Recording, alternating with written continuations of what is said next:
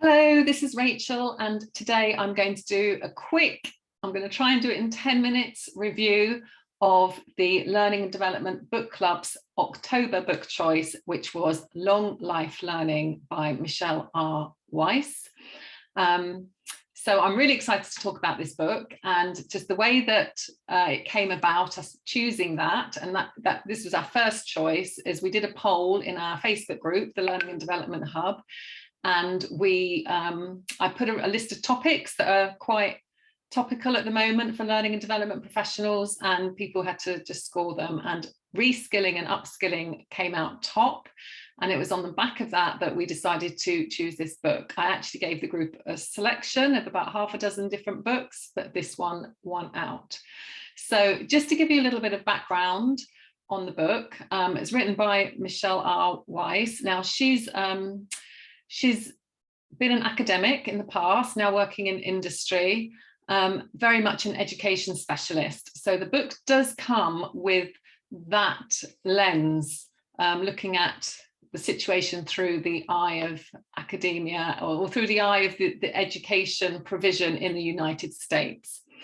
However, I think that there's lots of merit in taking a much broader view than we might normally as learning and development or organisation development professionals when looking at reskilling and upskilling in an organisation. And actually yesterday I watched an interview with Michelle about the book, and it was quite interesting because she spoke about the title, because it's a bit of a play on words, and I didn't even notice it at the beginning when we were choosing which book to choose. I just assumed it said lifelong learning, because we all hear the phrase lifelong learning, but she was explaining that she deliberately flipped it and made it long life learning to really make that point that we all take lifelong learning for granted. Everyone that you talk to, are you a lifelong learner? Oh yeah, I love learning. But just reinforcing the point that the point is we're all going to be living longer. So just having formal education at the start and then working for many decades after that, it's not going to see us through anymore. And that's kind of the fundamental premise of the book. Okay, so what I've done, I'm going to try and get through this in 10 minutes. So I've made a little PowerPoint just with some icons. So it's just one slide. Oh. There we go. There we go. So I'm going to talk through these little icons, and these are like key themes from the book. And these are the themes that kind of jumped out to me. So the first thing that I really liked was the idea of the non-consumer. So Michelle was very influenced by some work. She'd worked previously with Clayton Christensen, who some of you might have heard of, is very famous for a book he wrote called The Innovator's Dilemma. And he came up with this idea of the non-consumer. So in an education market, the non-consumer are people that the education establishments don't normally target. So they normally target, if you're looking at degree programs, they're targeting, young people age 18 or so that can go full-time, give up 3 years of their life and go full-time into an education program. But by looking at things differently, education establishments might think, well, actually, there's a lot of people out there that want to get into the workforce, or they want to get into better jobs, they want to reskill, they want to upskill, but they can't necessarily go and do 3 years full time, but we do have things that they need. So perhaps if we chop up what we've got and change it around and put it in different modules and make the modules very practical, so that they just do a module and then they can go and get a better job straight away, and then they do another module and they can upgrade in that job. So it actually needs more than just taking existing content and chopping it up. It needs a reimagining of all the content.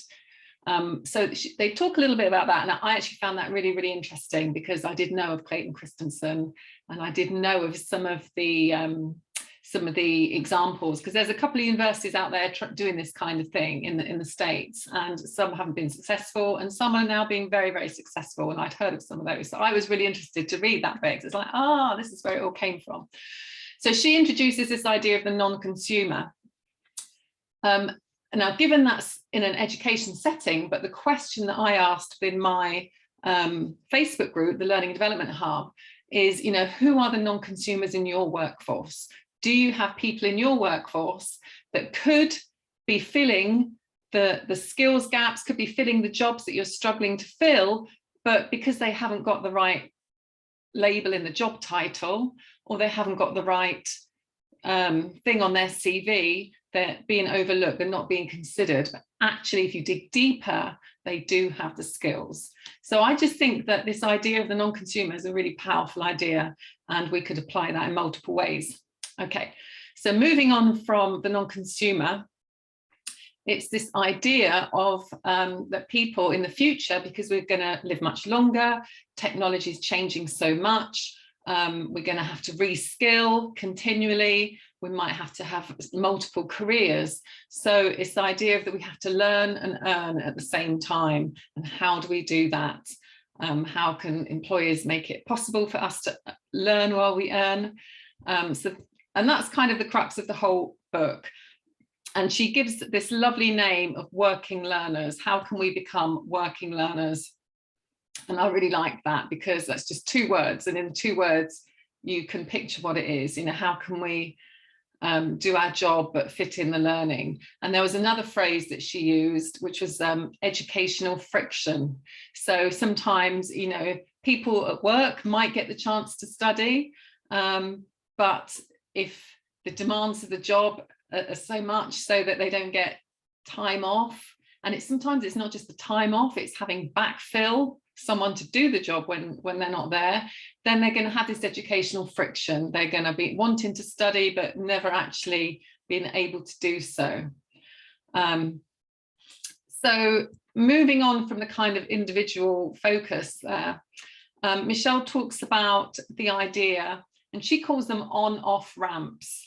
So an on-off ramp is a way that someone can move it out of a training opportunity into an employment opportunity. And what do they need? Because it's not enough just to go from one to the other. And she talks very much about, in the US, the high unemployment, very much, the middle class workers that are struggling to get into more professional positions, or people that might have been unemployed for a long time, and they need more support. If people haven't been in the workplace before, they've not been in a professional environment before, they will need more support. And she talks about some examples, gives some examples of different programs where there is actual physical support. So, having a mentor or having a coach that you can talk to one-on-one every week with any problems, making sure people have got the right clothes to wear, making sure people understand, the culture and what you say in emails and all that kind of thing. So really getting down into little details and not making any assumptions. So I really liked the idea of the on-off ramp. Actually, I thought it was a little bit similar to Dr. Linda Grattan's book, The 100-Year Life, where she talks about wedges, with the multi-stage, careers, multi-stage career over your working life. She talks about having a wedge in and a wedge out. But that was very much the individual taking ownership of that wedge and maybe going part-time while they learn a new skill, whereas Michelle Weise is very much focusing on the provider, the training provider, the education provider, and highlighting great programs where employers link up with education and training providers to provide that support.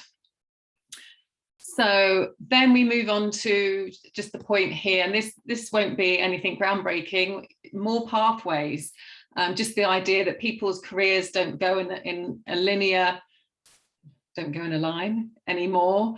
There are multiple ways people's careers can go, and it's just highlighting those pathways. What are they? Obviously there's obvious ones, but there's a zillion pathways, and it's just making it easier for people to navigate, going from having some skills here and knowing what they can do with them and what the opportunities are. And that kind of leads us into the second half of the book, which is some of these other icons here, which is about some more of the mechanisms that can be put in place to support these issues. So she talked about something which she called skill shape, which is a nice phrase. I like that phrase.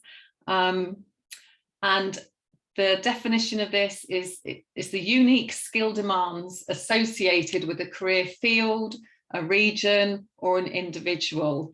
And the point is that in the era that we live in of big data, we have data analysis platforms, and we can use that data to create modular and targeted pathways to upskill or reskill. So it's about, you know, the skill shape could be an individual's skill shape. It could be the skill shape that's needed by an organization. And it's just kind of matching all those things together. She talked a little bit about, well, quite a lot actually. She talked about skills analysis, lots of tools out there, artificial intelligence tools and so on, which is quite exciting. And she lists some different providers and what they're doing. She came up with a nice model and a suggestion for the way things could go. And she called it a 3D competency map, where it's like a matrix. You have skills and competencies, and, you know, like the grid I've done in the picture there, you can show where you've got skills, but actually it's, if an employer came along and looked at that, they could click into one of those squares and it would go deep. It would show my actual experience and examples. So it's like a 3D model. So she was just saying that would be something to aspire to. Might be slightly unattainable. Reality might be a bit more messy than that, but I liked the thinking behind that.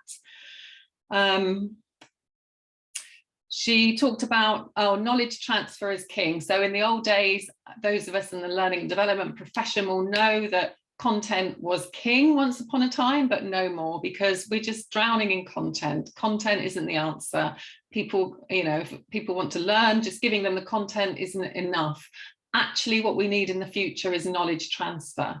We need people that can switch between different disciplines. We need people that can take their learning from one discipline and apply it to another, because the problems of the future are going to be much more complex than the problems of the past. And this is something she says right at the beginning of the book. I don't know if I'm over my 10 minutes, I probably am. Right at the beginning of the book, because she gives the example of artificial intelligence and, you know, the old fear that, oh, the robots are coming, going to replace our jobs. And she says, well, that's not actually the case. They're not going to take our jobs, but they're going to change our jobs. And for us as people to work alongside all the sophisticated technology, things like artificial intelligence, we need to understand it. So we need to have very good knowledge transfer.